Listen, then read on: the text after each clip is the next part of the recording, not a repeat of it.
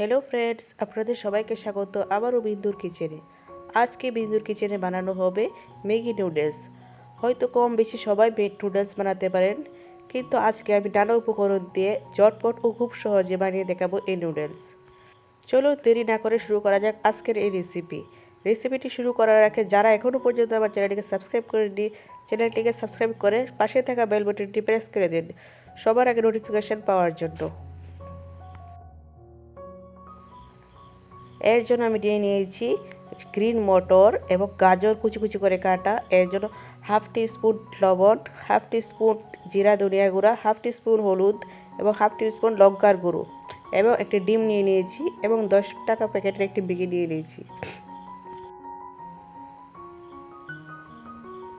এখন আমি গ্যাসের চুলায় বসিয়ে দিয়েছি একটি কড়াইয়ে এখন আমি দিয়ে দিয়েছি সরিষার তেল। তেলটা গরম হয়ে আসার পর আমি দিয়ে দিব কেটে রাখা পেঁয়াজগুলো।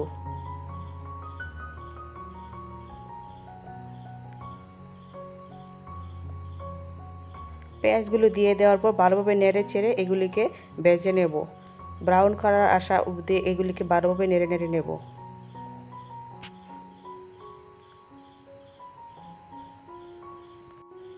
পেঁয়াজগুলো এখন ব্রাউন কালার হয়ে এসেছে।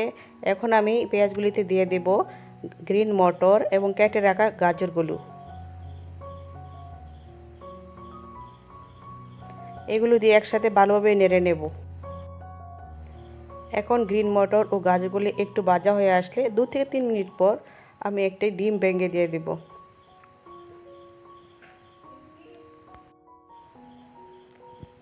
ডিমটা দিয়ে দিয়েছি। এখন আমি এগুলিকে ভালোভাবে একসাথে নেড়ে নেব। ডিমটা এখন সবজির সাথে একসাথে মেশানো হয়ে গিয়েছে। এখন আমি এতে দিয়ে দেব জল। এখন আমি এতে দিয়ে দিচ্ছি জল, একটু একটু করে আমি 1 গ্লাস জল দিয়ে দিব, কারণ সবজিগুলো একটু সেদ্ধ হতে হবে। এখন আমি এতে দিয়ে দিচ্ছি সবগুলো মশলা দিয়ে দেওয়ার পর আমি সবগুলি সবজিকে 5 মিনিট মতো সেদ্ধ করে নেব।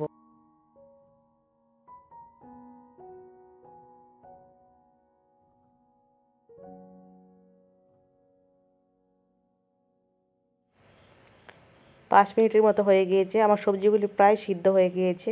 এখন আমি ম্যাগিটা দিয়ে দিচ্ছি।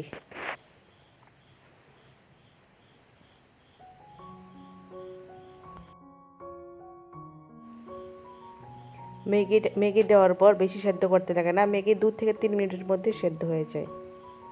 এবং আমার কড়াইতে যে জলটা আছে এটা খুব তাড়াতাড়ি ম্যাগিটা শুকিয়ে নেবে। এখন আমি দিয়ে দেব ম্যাগির মশলাটা।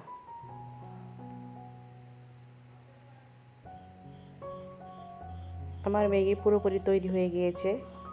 এখন আমি এটিকে সার্ভ করে নেব। আমার এই রেসিপি কেমন হয়েছে এটা কমেন্ট বক্সে জানাবেন, আর যদি ভালো লেগে থাকে লাইক করতে ভুলবেন না।